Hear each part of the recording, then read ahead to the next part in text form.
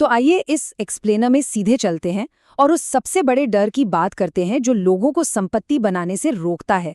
देखिए, हम सब पैसे कमाने और बचाने की तो खूब बात करते हैं, लेकिन एक डर है जो बिल्कुल अंदर तक बसा है, और ये डर किसी को भी अपनी पूरी फाइनेंशियल क्षमता तक पहुंचने ही नहीं देता। ये वाकई में एक ऐसा मुद्दा है जो हम सबकी जिंदगी से जुड़ा है। तो आइए समझते हैं कि आखिर ये वित्तीय डर की अदृश्य जंजीर हमें कैसे पीछे खींच रही है। अब होता क्या है, दिमाग में सबसे पहले यही सवाल आते हैं कि क्या होगा अगर मेरा पैसा डूब गया, क्या होगा अगर मेरा निवेश फेल हो गया। और सच कहूं तो यही वो सवाल है जो इंसान को बिल्कुल पैरालाइज कर देते हैं। जब निवेश की बात आती है ना, तो ये डर इतना हावी हो जाता है कि कोई भी नया कदम उठाना नामुमकिन सा लगने लगता है। नतीजा, इंसान पूरी जिंदगी एक ही आर्थिक स्थिति में फंसा रह जाता है, बिना 1 इंच आगे बढ़े। खैर, एक बड़ा कड़वा सच ये भी है कि बहुत से लोग पैसा इसलिए नहीं खोते कि उन्होंने गलत जगह पैसे लगाए, बल्कि इसलिए खोते हैं क्योंकि उन्होंने कभी कोशिश ही नहीं की। बिल्कुल, हर छोटे मोटे नुकसान से बचने की ये जो आदत है ना, ये असल में आगे चलकर वेल्थ न बन पाने की पूरी गारंटी दे देती है।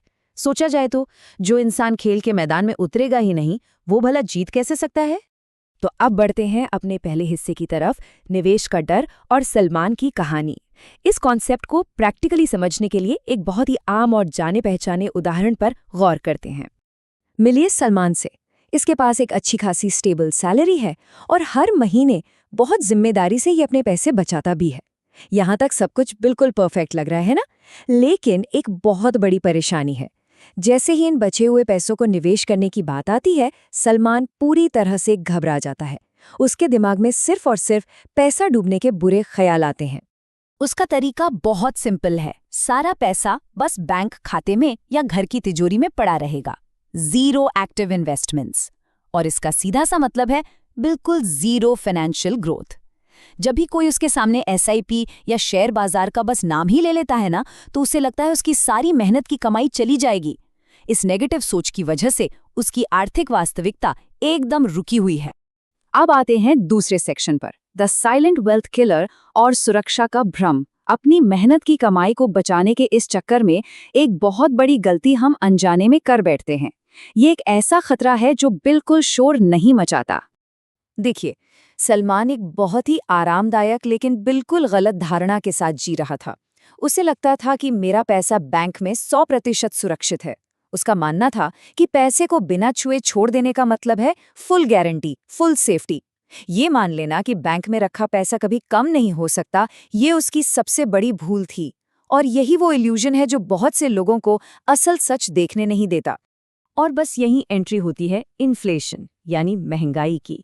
ये महंगाई चुपचाप उन्हीं बचतों को खा रही होती है जिन्हें लोग सबसे ज्यादा सेफ मानते हैं। सोचिए, जो चीज आज 100 रुपए की है, आगे चलकर वही 150 की हो जाएगी। पैसे की परचेजिंग पावर, यानी खरीदने की क्षमता, समय के साथ लगातार गिरती जा रही है।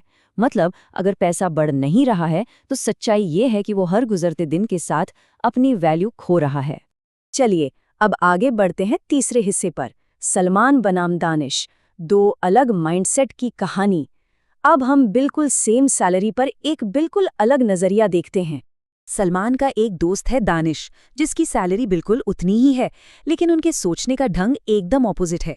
सलमान डर के मारे पैसे को वैसे ही रखता है और कोई ग्रोथ नहीं देखता, पर दानिश, वो छोटे छोटे निवेश करता है, कैलकुलेटेड रिस्क लेता है और लॉन्ग टर्म का सोचता है। दानिश को ये बात बहुत अच्छी तरह समझ आ गई है कि संपत्ति बनानी है तो रिस्क को समझना होगा, उससे डरना नहीं है।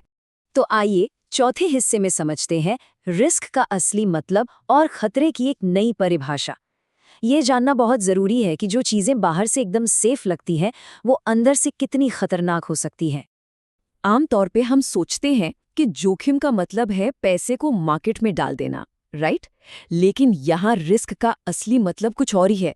रिस्क मतलब बिल्कुल कुछ ना करना। दानिश ने यहाँ एक बहुत बड़ा सच सामने रखा है। सबसे बड़ा रिस्क निवेश करना नहीं है, बल्कि अपने पैसे को बढ़ाने के लिए कुछ भी ना करना है। क्योंकि कोई इन्वेस्टमेंट नहीं मतलब कोई ग्रोथ नहीं, और इसका फाइनल रिजल्ट एक फिक्स्ड फाइनेंशियल स्ट्रगल ही होता है।